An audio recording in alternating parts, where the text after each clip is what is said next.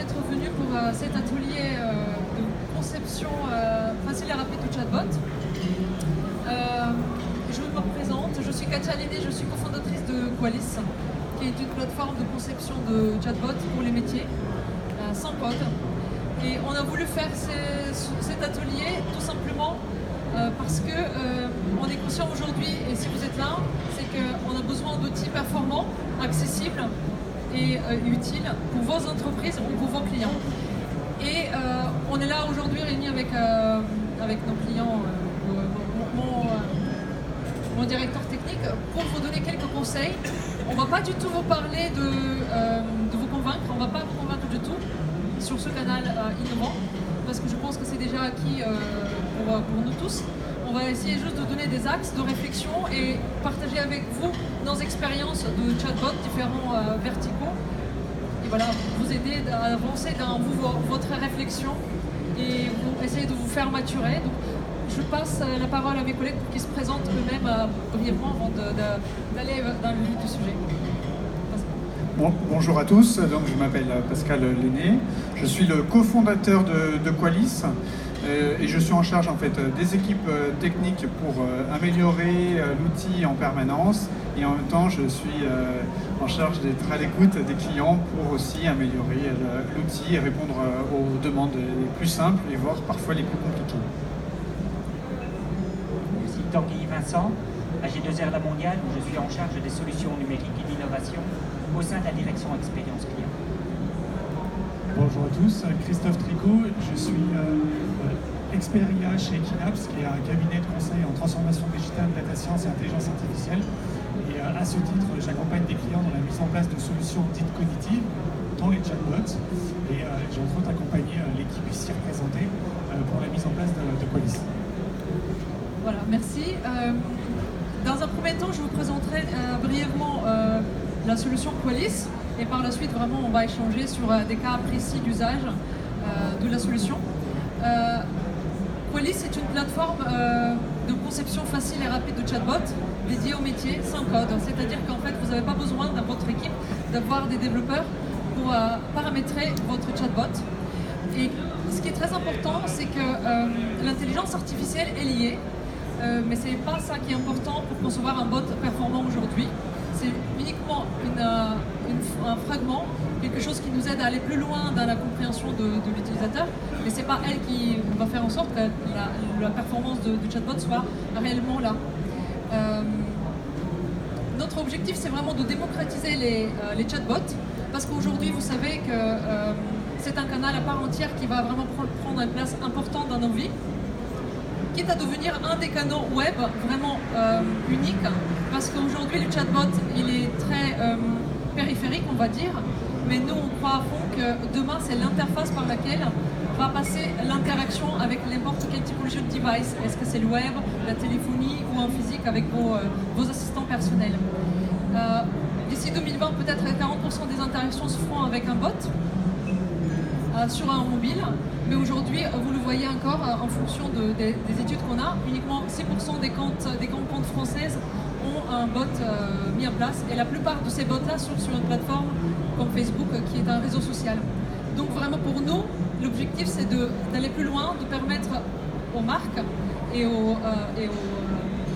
à nos partenaires entreprises du numérique ou agences digitales avoir un outil qui permettra vraiment de propager ce canal et concevoir.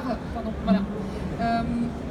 Ce qui est très important, c'est qu'on parle beaucoup d'intelligence artificielle, mais ce qui est important, c'est que d'abord la conception d'un chatbot, c'est de combiner, et c'est ce qu'on a fait, les arbres décisionnels, les FAQ et l'intelligence artificielle pour créer cette performance d'un chatbot. Donc on ne va pas uniquement se baser sur le dialogue, sur la conversation, on va aller vers la fonctionnalité, et le système permet d'avoir des fonctionnalités qui sont dans les arbres décisionnels, évidemment, sur la partie IA. Callbot, c'est important, je vous fais brief à jour là-dessus, c'est vraiment avoir un robot au téléphone qui va jouer le rôle de décrocher le téléphone tout de suite et pas faire attendre vos clients ou prospect pendant 2-3 minutes. Il peut faire déjà un premier tri, la préqualification des gens qui appellent, des personnes qui sont intéressées, quitte à lancer une demande, quitte à même terminer l'interaction. Sur cette approche vraiment très bref de l'outil, j'aimerais vraiment me concentrer sur Tanguy par exemple et Christophe qui ont monté un projet d'un bot et les expliquer en fait le cas d'usage qu'ils ont appliqué et en quoi c'était intéressant, en combien de temps, parce qu'aujourd'hui quand on dit des conseils pratiques pour concevoir un bot, voilà, quel était l'objectif que vous vous êtes donné avec le projet? Un peu l'historique, et puis je vais passer la main. Alors, c'est un projet où l'idée était remontée quelques mois avant. C'était parti d'une boutade d'un commercial, d'un responsable commercial sur Lyon, qui m'a dit qu'il en avait marre de voir ses commerciaux passer leur journée au téléphone pour essayer de joindre des prospects ou des clients un peu anciens et fixer des rendez-vous, et qu'il préférerait plutôt qu'ils puissent directement faire du rendez-vous. Donc il m'a dit, si tu me fais un petit robot qui va aller contacter le client pour lui dire, écoutez, ça fait longtemps qu'on ne s'est plus vu, ça serait pas mal, qu'est-ce que vous en pensez et quand est-ce que vous seriez disponible, je dirige le statut. Alors comme j'ai toujours rêvé d'avoir une statut, on est parti sur ce projet-là. Voilà, ça c'était l'idée. Et puis après l'idée, elle a sommeillé, on a évangélisé en interne comme toujours dans un grand groupe pour essayer de faire germer l'idée.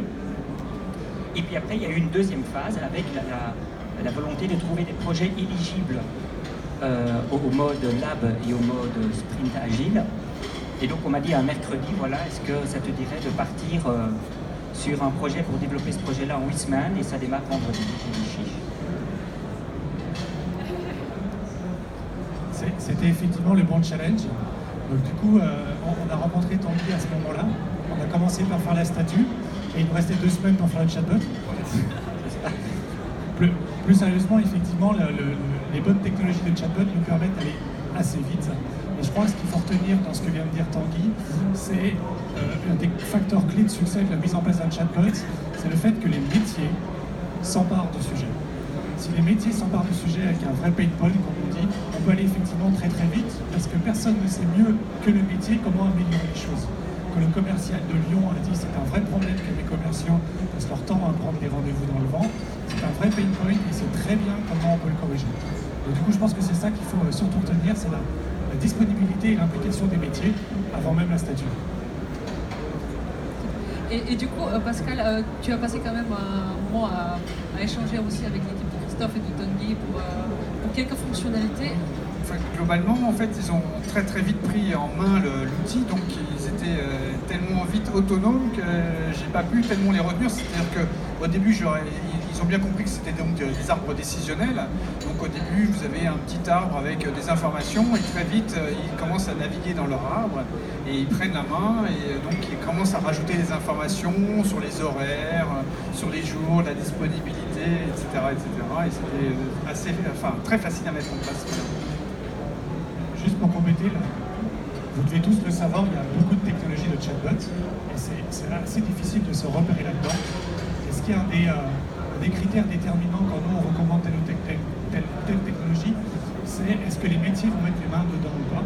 Et là, dans ce cas-là, on a choisi la technologie de Qualys parce que justement, on voulait que les métiers soient autonomes et en même temps, on voulait une technologie qui leur permette de faire des choses assez tordues, dans le sens des choses assez compliquées, comme des calculs, comme des éléments de routage un peu au-delà d'une FAQ. Donc c'est pour ça que quand on a regardé l'ensemble de nos partenaires, on a retenu Qualys pour ces deux critères.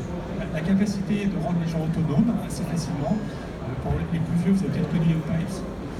C'est un peu le même style d'interface, on crée des liens entre des boîtes, c'est assez facile. Et la capacité à mettre des éléments calculatoires dedans assez facilement. Est-ce qu'il y a eu je pense vraiment savoir ce qu'on peut se poser comme question, des contraintes? Est-ce que les contraintes sont aujourd'hui technologiques en règle générale, pas pour ce projet-là? Où sont les contraintes au sein de vos équipes respectives en fait? Est-ce que c'est la techno ou c'est plutôt la maturité? Ouais, la technologie, la capacité technologique intervient plutôt après. Oui. Parce qu'on peut très bien faire un très bon chatbot avec une technologie très faible. En revanche, le fait de pouvoir rendre les métiers autonomes sur l'évolution Tanguy me disait en aparté juste avant, il avait besoin une fois de faire une modification, il l'a fait, c'était en ligne. Et ça, c'est un vrai changement de paradigme parce que, contrairement à l'informatique industrielle, l'informatique bureautique ou même l'informatique personnelle, un projet, même quand vous développez des apps mobiles, c'est en fait qu'il y ait des charges, on fait des specs, il est développé. 6-8 semaines après, on fait la recette et on espère que ça ira bien. Là, le chatbot, vous l'avez très vite, ça peut aller très très vite. Et c'est pas la technologie qui freine là-dedans, c'est plutôt la disponibilité des métiers, le temps de choisir la taille de la statue. Mais j'ai perdu le fil. Oui, les métiers ont la main. C'est les métiers qui ont la main, pardon, j'ai perdu le fil. Non, mais les métiers ont la main. Du coup, Tanguy, quels étaient un petit peu, vous avez quand même quelques conclusions suite à ce projet-là, ça y est, cette partie du projet est terminée. Maintenant, qu'est-ce que vous aimeriez en fait avoir plus avec les chatbots? Parce que vous êtes déjà un convaincu, donc quelles sont vos envies et désirs? Alors effectivement, donc partie des convaincus, je pense qu'ici on en est tous des convaincus, mais bon, s'il n'y a que nous, on n'ira pas bien loin. Et donc l'idée, c'est vraiment d'arriver à amener des gens avec nous. Donc on sait bien tous, dès qu'on touche un peu d'innovation, il y a un peu une part d'évangélisation. L'image est bonne, il faut souvent prêcher dans le désert, ça prend du temps. Et là, la technologie peut aider. Donc je sais que moi j'ai réussi à convaincre quelqu'un, parce que je lui ai fait la démonstration du bot, il m'a dit la dernière phrase, je la mettrai un peu autrement. Et là, hop, j'ai pu le changer, lui redonner le lien, et il a vu le changement, et là ça aide à convaincre des gens. Donc le métier doit prendre la main, le métier doit avoir la responsabilité, être capable de se former sur le sujet. Pas nécessairement la main sur tout, probablement la main à un premier niveau de modification. Et après derrière, ça va être développer des cas fonctionnels. Donc aujourd'hui on l'a mis 8 semaines, après on a dû laisser passer un peu de temps que le métier retrouve la disponibilité, parce qu'il y a quand même des saisons commerciales où les commerciaux sont plus occupés que d'autres. Et donc on a pu aujourd'hui le tester, le mettre en place, le tester sur environ 200 prospects.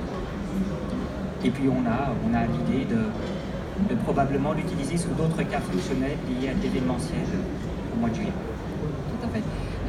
Christophe, toi qui as piloté d'autres projets comme Tanguy, mais sur d'autres cas clients, quels seraient les usages? Parce qu'aujourd'hui, effectivement, je ne me suis vraiment pas arrêtée, moi, à évangéliser sur ça. Mais quelle typologie d'usage dans le RH, pas seulement les CV ou d'autres métiers? Qu'est-ce que tu vois de vraiment très naturel tout de suite? Si on devait hiérarchiser les demandes, la première demande, c'est tout ce qui est support. Helpdesk, support aux collaborateurs, même support aux clients pour être évalué assez facilement. Dans l'ordre, en termes de volume, après on va voir tout ce qui est relation client. Relation client, et on voit que la tendance, c'est d'aller de plus en plus vers la recommandation, c'est-à-dire le conseiller un peu virtuel et voir le conseiller augmenté. Et le dernier volume, c'est autour des RH. Pour les entreprises qui ont besoin de recruter énormément de collaborateurs, on a d'ailleurs un projet là-dessus, où on se dit mais comment on peut amener des candidats, comment on peut les accompagner et comment on peut éviter le turnover dans l'entreprise grâce à ces technologies-là pour un suivi, surtout pour les entreprises comme des ESN qui ont beaucoup de collaborateurs en dehors de leur mur. C'est vraiment les trois cas d'usage, mais surtout il faudrait mettre cas d'usage au singulier. Une des règles avec les chatbots, c'est de se concentrer sur un cas d'usage, le faire à fond, le faire bien. J'ai retrouvé mon fil de tout à l'heure, c'est de bien le travailler au fil du temps. Un chatbot, il faut le mettre à jour quasiment tout le temps. Non pas qu'on a besoin d'y aller tous les jours, mais il faut être en capacité de l'étudier. Alors c'est encore une terminologie normalement associée aux humains. Et en permanence le suivre. L'exemple qu'a pris Tanguy, c'est on lui dit qu'une phrase n'est pas bonne, il la corrige. Ça, c'est extrêmement important pour la réussite du chatbot. Très bien. Je rebondis là-dessus parce que tu as dit quelque chose sur la capacité à revenir dessus. Pascal, tu peux peut-être parler de la fonctionnalité justement pas d'apprendre, parce qu'un humain doit superviser, mais de machine learning, donc on peut rajouter facilement des informations qui n'étaient pas présentes dans le chatbot. Comment on fait ça? L'objectif, effectivement, c'est que vous êtes aujourd'hui de plus en plus confronté à des chatbots qui ont parfois et très souvent du mal à répondre. Il y a un double objectif, c'est donc de pouvoir apporter la réponse rapidement à l'utilisateur. Et donc, pour des entreprises qui ont des tailles assez importantes, on pourrait imaginer que quelqu'un a la possibilité de répondre assez vite à une question qui n'est pas répondue en temps réel, et donc d'injecter une information supplémentaire dans un délai assez court. Et même le bot pourrait proposer de dire à la personne « je n'ai pas la réponse tout de suite, mais dans 10 minutes, j'aurai la réponse. Est-ce que vous voulez que je vous relance de manière automatique ?» Ça peut être une possibilité qui n'est pas technologique, qui est juste quelque part logique, et après il faut juste la mettre en place. Voilà. Très bien. Tanguy, qu'est-ce que pour toi un chatbot performant? Parce que moi je me suis concentrée sur les mots performant et utile. Quel est peut-être le choix de périmètre? C'est important que Christophe a mis l'accent là-dessus. Pour toi, quels sont les ingrédients de la performance là-dessus? Effectivement, on n'est pas dans tout comprendre, mais est-ce que c'est ça? Il n'y a pas besoin de tout comprendre finalement. Pour moi, non. Je pense qu'on doit arriver, les métiers en tout cas, doivent arriver à dompter et maîtriser les technologies. Donc il ne faut pas la comprendre jusqu'à son plus fin rouage, si on le veut. Il faut juste arriver à la dompter, comme on dompte un animal, juste assez pour arriver à l'amener à ce qu'on veut faire. Après, un chatbot performant, le seul juge de paix pour moi, c'est l'usage. Un chatbot performant, c'est un chatbot qui est utilisé. Parce que sinon, après, s'il est très performant mais que personne ne l'utilise, il n'existe pas. Voilà, donc il est utilisé. Pour qu'il soit utilisé, il faut à la fois avoir la rencontre entre un usage et une attente d'un public et de clients d'un côté, et puis de l'autre côté, une attente interne d'une entreprise qui a aussi ses besoins. Et du coup, je poursuis là-dessus. Est-ce que finalement l'intelligence artificielle, quelle est la place de l'intelligence artificielle là-dedans? Parce que voilà, c'est assez ouvert comme question. Oui, c'est très ouvert. C'est ton avis en fait. Voilà. C'est un grand débat de l'intelligence artificielle. Alors, pour moi, dans le conversationnel, il y a tout un module d'intelligence artificielle sur la compréhension du langage naturel. Ça, c'est indéniable. Dans notre domaine de métier à nous, après, une fois qu'on a compris l'intention, on passe dans le système expert. Donc, on pourra débattre si ce l'est ou pas de l'intelligence artificielle. Et les gens n'attendent pas tellement. Dans notre cas précis ici du bot, au début, on voulait un bot qui était entièrement en langage naturel. Les gens s'expriment. Pour après échanger avec les commerciaux qui nous disent non, parce que moi je m'adresse à des prospects, en fait je vais envoyer ce bot à des gens qui sont injoignables la journée, parce qu'ils sont dentistes, parce qu'ils sont chirurgiens, parce qu'ils sont ambulanciers, on travaille beaucoup avec les professions médicales. Entre deux rendez-vous, ils n'ont pas le temps de taper plein de choses. Donc on veut quelque chose qui soit facile à faire. Et donc finalement on est revenu sur quelque chose de plus simple. Donc il faut de la potentialité, mais pas nécessairement chercher le plus. Le fonctionnel finalement à la fin quelque part qui fait l'affaire. On a compris l'intention et on passe à faire agir. Christophe? Je ne peux que être d'accord. On peut investir énormément d'argent dans les technologies qui sont des usines à gaz. Si elles ne rendent pas leur usage, ça ne sert à rien. Et on mesure effectivement la performance d'un chatbot, non pas aux capitaux qu'on a mis en R&D, mais effectivement en termes de nombre d'utilisateurs actifs qui reviennent et qui recommandent le chatbot. Et c'est souvent décorrélé de l'investissement technologique à la base. Du coup, je vous pose la question à tous les trois. On m'a posé 3 types de questions sur le stand auquel on se trouve d'ailleurs. Je fais la promo M37. J'ai fait le pari de placer le nom du stand, le numéro, pardon. On m'a demandé combien de temps ça prend. Voilà, vaste question parce qu'évidemment, voilà. Combien de temps, les délais, qui le fait, les équipes, quelle typologie de personnes font ces projets-là, et le coût. Mais du coup, pour le temps et pour les équipes, je vous laisse chacun pouvoir apporter des réponses. Le temps, il est très variable. C'est-à-dire, à partir du moment où les gens ont compris que vous avez un outil devant les yeux, je vais prendre un exemple comme PowerPoint, parce que vous connaissez tous PowerPoint. Si je vous demande de faire des slides, par exemple pour une présentation, et je vous demande de faire tous 10 slides, vous allez faire donc 10 slides, et vous allez mettre déjà plus ou moins de temps pour faire ces 10 slides. Certaines en seront avec plus ou moins de qualité. Et bien pour un bot, c'est à peu près pareil. C'est le même principe, c'est-à-dire que quelqu'un qui a une idée peut être une idée très simple, on peut avoir des idées plus complexes. L'idée complexe n'est pas forcément la meilleure. Et donc, vous pouvez arriver entre des temps qui sont entre 2 heures, 3 heures, 10 heures, 15 heures. On a des boîtes qui ont été construites en plus de 500 heures et on s'était même dit qu'on pourrait même mettre une option pour savoir combien de temps, enfin je crois qu'elle est déjà dans le système, mais ça tu ne le sais pas, pour savoir combien de temps les gens passent dans le système pour moduler le back-office. Donc ça dépend des besoins. Voilà. Sur la conduite d'un projet de chatbot, on commence à avoir des ABAC, même si c'est pas récent, mais il y a beaucoup de demandes en ce moment. Nous, on ne fait pas de projet de chatbot en moins de 8 semaines. Vous allez dire, 8 semaines, ça paraît beaucoup. C'est évidemment pas 8 semaines à temps plein. Sur les 8 semaines, on commence par une première semaine qui va être, vous connaissez tous probablement le design thinking, on va commencer par l'idéation, la convergence, le cadrage. L'idée est de trouver le bon cas d'usage. Les gens viennent souvent me voir en me disant, j'aimerais un truc parce que j'ai machin. Il faut revenir au point de départ, peut-être qu'ils ne voulaient pas un truc, mais plutôt un bidule. Et on travaille avec les métiers. Donc, vous avez déjà une semaine de cadrage. Une fois que vous avez bien identifié quel est le besoin. Après, on part sur des sprints. On fait 3 sprints de 2 semaines. Les sprints, c'est on réalise quelque chose et on le teste avec les utilisateurs. Ça, c'est la clé. En permanence, on teste. La première intention qu'on avait en disant, bah tiens, pour répondre à tel besoin avec un chatbot, voilà la conversation qu'on veut faire. Et on se rend compte au premier test qu'on était à côté de la plaque. Donc on recorrige, on rectifie en permanence. Donc ça nous amène à cette semaine. La dernière semaine, c'est ce qu'on appelle chez nous la phase de propulse. C'est celle qui va permettre d'intégrer le chatbot, parce que souvent le test il est dans un circuit un peu fermé, il n'est pas ouvert à tous. Ça, c'est une phase qui peut être plus ou moins longue en fonction des problématiques techniques. Donc raisonnablement, 8 semaines, c'est bien.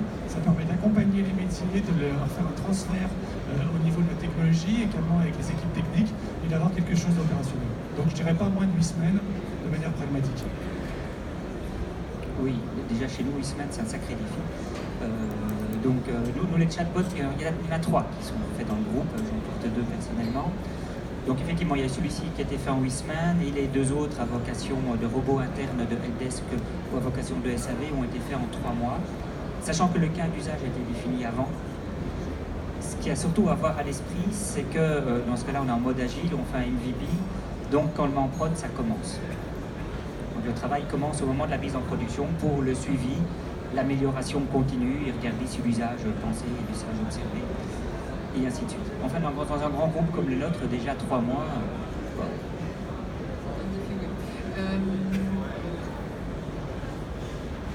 Je regarde juste.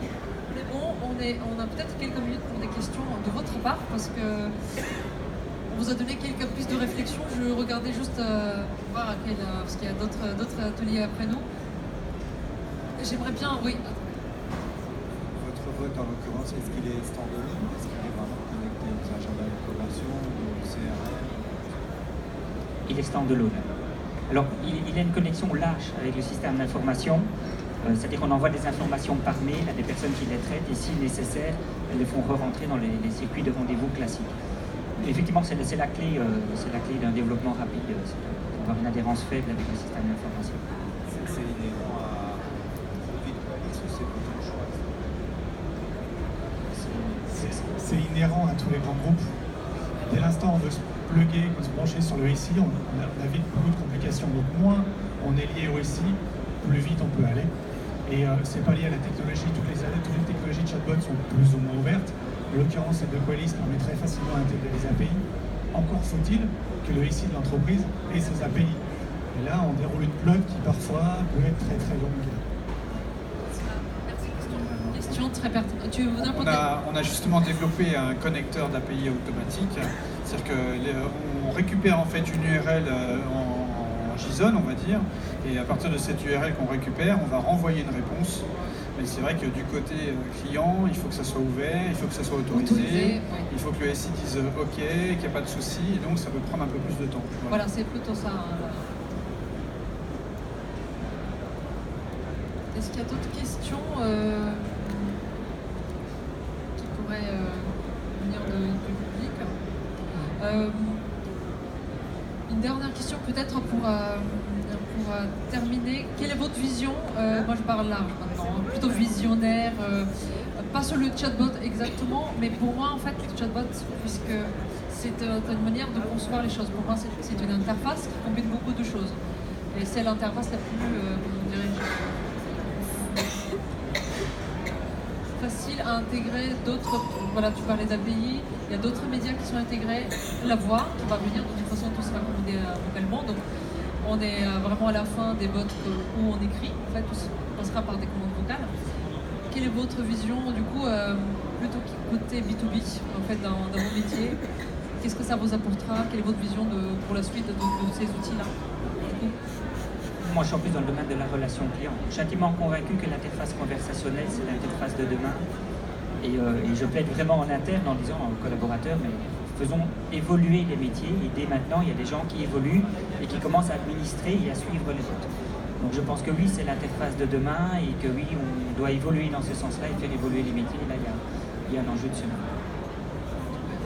En termes de vision, c'est pas de moi, mais je le redis. Je pense que si l'intelligence artificielle réussit à être une bonne interface entre l'homme et les machines, l'IA aura réussi. Et je pense que l'interface conversationnelle ira de plus en plus sur les machines des collaborateurs. On parle de conseillers augmentés, de collaborateurs augmentés. La promesse des interfaces conversationnelles, c'est en une instruction, une phrase, de pouvoir déclencher des opérations complexes. Par exemple, de dire demain à un chatbot, trouve-moi un créneau pour déjeuner avec Tanguy d'ici 15 jours. En une phrase, on sent que derrière, je peux déclencher énormément de traitements, accéder aux agendas, résoudre un certain nombre de problèmes complexes et d'optimisation. Donc, en termes de vision, je prédis qu'on ira de plus en plus des interfaces conversationnelles.